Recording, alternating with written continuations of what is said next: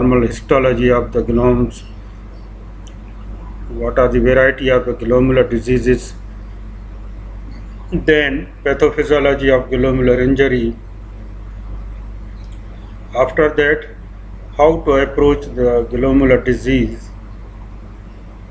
and there are some terminology: nephritic syndrome, nephrotic syndrome, then how to investigate these patients or laboratory workup. Obviously, after workup, we have to manage this patient. So, as you know, this nephron, picture of the nephron, it is the basic anatomical or structural and functional unit of the kidney. It is composed of Bowman capsule, proximal convoluted tubule, this is a picture, loop of Henle, and the distal convoluted tubule. These are the parts of the nephron. If you discuss regarding the blood supply, there are two vessels, the afferent and efferent. Afferent means supply, efferent when blood away from that. The blood to be filtered and enter the Bowman capsule via the afferent arterioles, and it leaves the capsule via efferent. Efferent means away, afferent towards. So what is the glomes? Basically, glomes is the tuft of the capillaries. The efferent arteriole form a blood network called the vasa recta that reabsorb components of the filtrate from the nephron.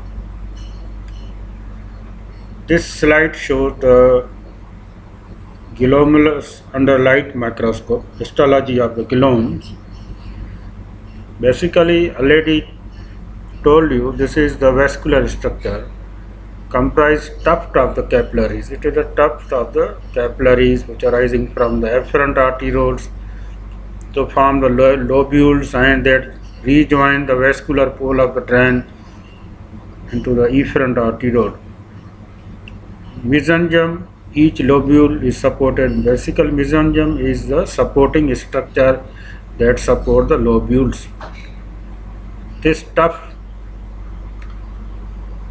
talk regarding the basement membrane. This is the tuft lies within the lumen of the expanded proximal end of the nephron, which is lined by the epithelial cell overlying thick basement membrane. GBM, glomerular basement membrane, has got three layers. Trilaminar, tri means three, structure.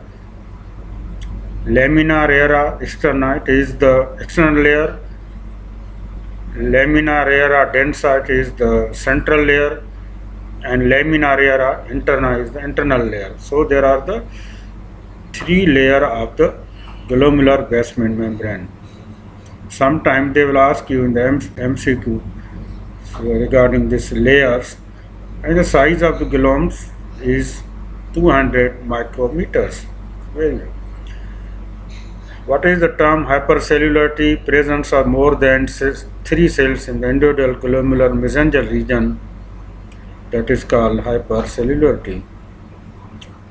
Same slide, histology of glomes. Glomerular capillary wall, already told you, 70 to 100 nanometer, and glomerular basement membrane, visceral epithelial cell, and mesangial cells. Basically, these are capillaries. This is the ultra microscopic structure of the glomerular capillaries. If you see the outer portion, that is the brown portion, this is epithelial cells, and this green portion that is surrounded by the oval shape, it is called basement membrane, and inner yellow portion is endothelial cells, and mesangial cells. Already told you, these are supporting. Mesangial cells support these capillaries. Coming to the glomerular disease, basically glomerular nephritis can be defined as a spectrum of renal disease of varied etiology and clinical presentation. that are characterized by clinical and histological evidence of glomerular damage. This damage manifested by an inflammatory process. GN, glomerulonephritis, is recognized and the second commonest cause of the chronic kidney disease worldwide as well as in the Pakistan. In developed countries, it is still the third commonest cause of end-stage renal disease in many countries. So these glomerular disease accounts for significant proportion of the kidney disease, because major portion of the kidney disease belongs to the glomerular disease. There are many causes of glomerular disease that are related immunological and non-immunological causes, inherited disease, and deposition of proteins such as amyloid in the glomeruli. Most patients with the glomerular disease do not present acutely and are asymptomatic. Sometimes abnormalities are, but routinely, if you do the urine analysis, that shows the proteinuria or hematuria, so we must suspect this patient is suffering from the glomerular disease. Now coming to the pathogenesis of glomerular injury. Pathogenesis of glomerular injury involve a complex of that interplay between the genetic factors like congenital nephrotic syndrome. Congenital nephrotic syndrome usually occur in less than 1 year of the children, and acquired immune and non-immune factors. Immune factors like cellular immunity, humoral immunity, there is complement system and cascade pathway that play important role in the pathogenesis of the glomerular injury. This is the pictorial presentation of the pathogenesis. Antibody mediated. If you see the in situ immune complex deposition, cytotoxic antibody cells mediated, so activation of alternative pathway and circulating immune complex mediated. So that interplay the pathogenesis of the glomerular disease.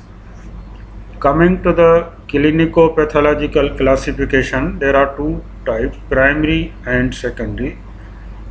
In primary, glomeruli are the predominant site of the involvement. In secondary, there are certain systemic and hereditary disease which involve the glomes that are called secondary glomerular disease. So this slide shows the various causes of the primary and secondary glomerular disease. If you see the primary glomerular disease, minimal change, idiopathic, primary FSGS, IgA nephropathy, mesangiocapillary GN, acute post-streptococcal GN, anti-GBM disease.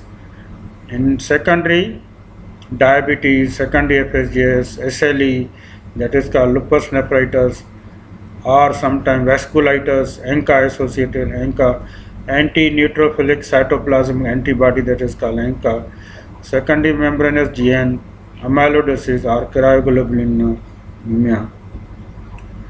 This is the same slide that is already discussed. This is taken from the Robbins pathology book, glomerular disease, primary and systemic disease. Now the classification of glomerular disease by distribution. Either one glomes involved or many glomes are involved. There are two terminology. Focal, only small glomeruli are involved. If suppose so many glomes are involved, among them 40% involved, that is called focal, and diffuse means affecting most or all part of the glomes, means whole glomes are involved. When single gloom is considered, the terminology is used, segmental or global. Segmental means lesion involving only a part of glomeruli, and global means involve the entire glomes. Are you understanding? So after this clinic classification of glomerular disease, now the clinical evaluation of the glomerular disease depends upon the history play important role in the diagnosis of the glomerular disease. Any disease, history is very important to detect renal problem or other disorders. After that, we have to examine the patient. After examination, we should investigate the patient to confirm the disease. So these patients can present with various clinical manifestations. They can present with the nephrotic syndrome that is characterized by proteinuria more than 3.5 gram in 24 hours, hypoalbuminemia less than 2.5 gram per deciliter albumin, and hyperlipidemia. So nephritic syndrome, proteinuria, but it is non-nephrotic range. These patients can present usually with hypertension, and hematuria is also present in nephritic syndrome. Rapidly progressive GN, RPGN, acute nephritis, proteinuria or acute kidney injury. CKD, they can present with azotemia, progressive to uremia over months to years, sometimes isolated urinary abnormalities, glomerular hematuria or subnephrotic proteinuria. This table shows the common glomerular disease presenting as a nephritic syndrome. The difference between nephrotic and nephritic is that nephrotic syndrome characterized by proteinuria and hyperlipidemia and hypoproteinemia, but in nephritic syndrome usually present with proteinuria but less degree of proteinuria, and hematuria and hypertension is the characteristic feature of the nephritic syndrome. So there are certain diseases in children post streptococcal GN after pharyngitis, tonsillitis or skin infection. So if you do the serological test, ASO titer will be raised. Other post-infectious disease, endocarditis, if you auscultate the patient, cardiac murmur will present. In serology, complement will be low, C3 and C4. And in case of shunt, which are usually done in case of hydrocephalus, that's BP shunt or shunt nephritis. So patient can present with low complement C3 and blood culture may be positive. IgA nephropathy can present with upper respiratory or GI infection. In serology, serum IgA will be raised. When SLE involves the kidney, that is called lupus nephritis. So other manifest multisystemic features of lupus may be present. Here in SLE, serology is ANA and WC DNA should be positive, or sometime in few percentage WC DNA not present, but ANA is 100% present. And C3 and C4 should be low in case of lupus nephritis.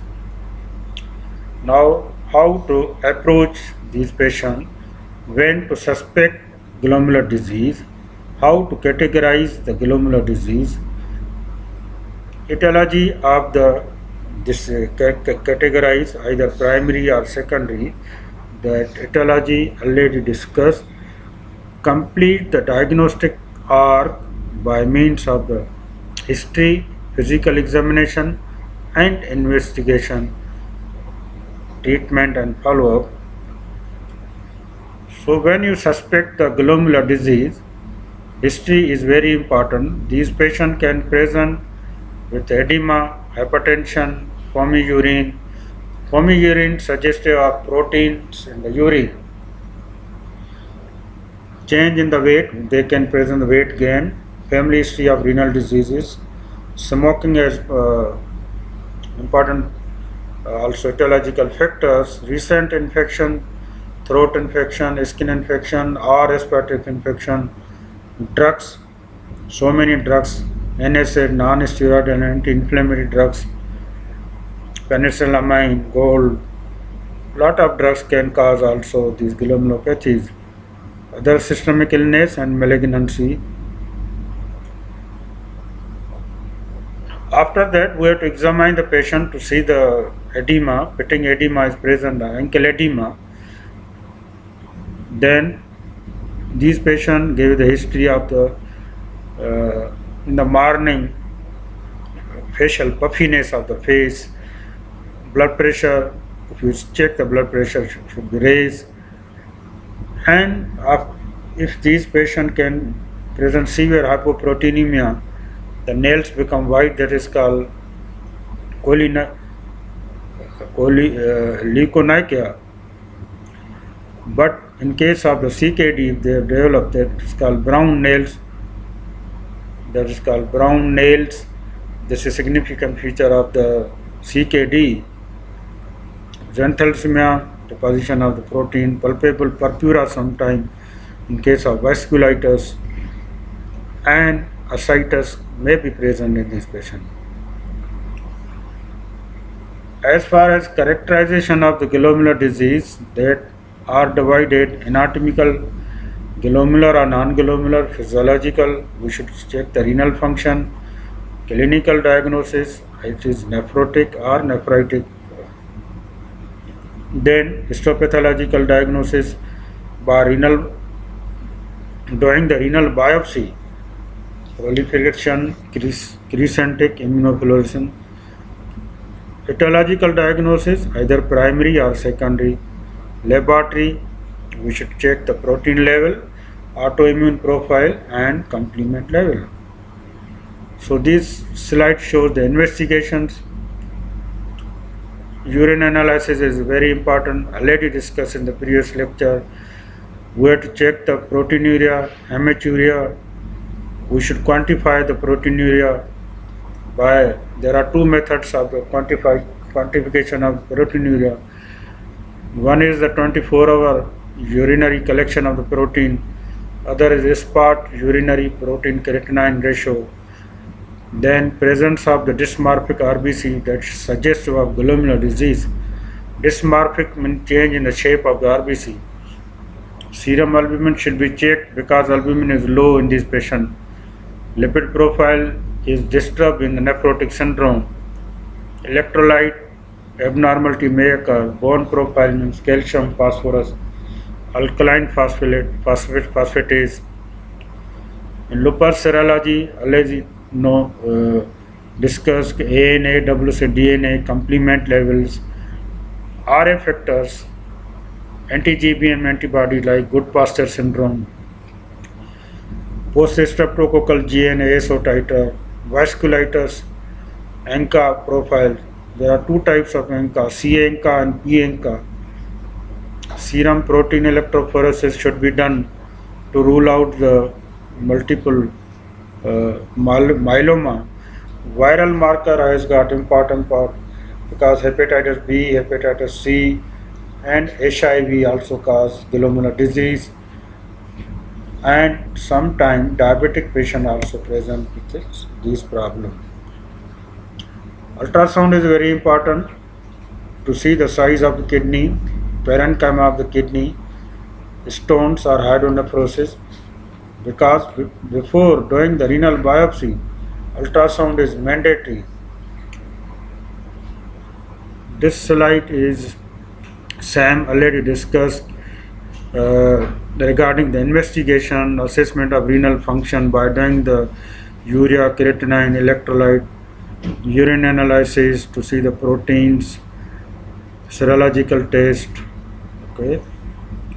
Imaging, ultrasound is very important. Also the kidney size, renal size is of normal, and GM Sometimes kidneys are large in certain disease like amyloid, HIV nephropathy, or diabetic kidney, or an acute GN. Small kidney and echogenic kidney suggestive of chronic kidney disease. Renal biopsy has got important role because the aim of doing the renal biopsy is one. There are three aims of renal biopsy. One is that to confirm the histological lesion. Second, to make the management plan. Third, predict the prognosis of the patient, because there are variety of glomerular disease, glomerular lesion. Each lesion has got own prognosis. After doing the renal biopsy, we are more wiser to do the counseling regarding the glomerular disease, because family can ask you regarding the after doing the renal biopsy, आपने doctor साहब ये biopsy तो की लेकिन इसकी prognosis क्या है, prognosis बताएं. सो बायोप्सी की has got very important role to predict the glomerular disease. This picture shows as this child is suffering from the nephrotic or nephritic syndrome, because his face is swollen and periorbital puffiness. If you see the legs, both legs are swelling. You should see the ankle edema or extension of the edema. It depends upon the nature of the disease. And these are the brown lines, which are the Band's line, nephrotic syndrome, and xanthelassemia also present in case of nephrotic syndrome. After diagnosis and presentation of the patient, therapeutic approach is very important. Therapeutic approach is the lifestyle modification, dietary modification, low salt diet, low protein diet, fluid restriction, because these patients can present with edema. So we should not ask them or encourage the more water. Treat the edema by restriction of the fluid and diuretics. If the patient is suffering from blood pressure, give him antihypertensive, especially ACE inhibitor or ARBs. If the patient is diabetic, control of diabetes, suffering from uremia, correct the uremia. Immunosuppressive drugs have got important role like corticosteroid, azathioprine, and cyclosporin. So these drugs has got the important role. There are certain complications of the nephrotic syndrome. We should prevent and treat the complication like deep vein thrombosis, renal vein thrombosis, or infections. So we should treat that. This is the last slide. So already discussed general measures regarding diet, weight, and low protein diet. Normal recommendation of protein is 1 gram per kilogram per day, but in case of the nephrotic syndrome, these patients are losing the proteins, so we should decrease the protein 0.6 to 0.8 gram per day plus aid the urinary losses. In previous days there was the concept give the patients more proteins because he is losing the protein. Nowadays research suggests if you give the more protein, there is the glomerular injury. So that is the reason we should restrict the proteins, normally 1 gram per kilogram per day, but in these patients 0.6 to 0.8 gram per kg per day. Low salt diet, maximum up to 2 gram per day. Regular exercise. If the patient is smoker, he should avoid the smoking. water intake already told you. If the patient has got edema, we should decrease the water intake, should control the blood pressure, reduce proteinuria by ACE inhibitor, ARBs, and other immunosuppressive drugs. Control edema by restricting the restriction of the oral fluids and diuretics. So this is regarding the all the how to approach the glomerular diseases, because there are the variety of the glomerular diseases. So thank you very much.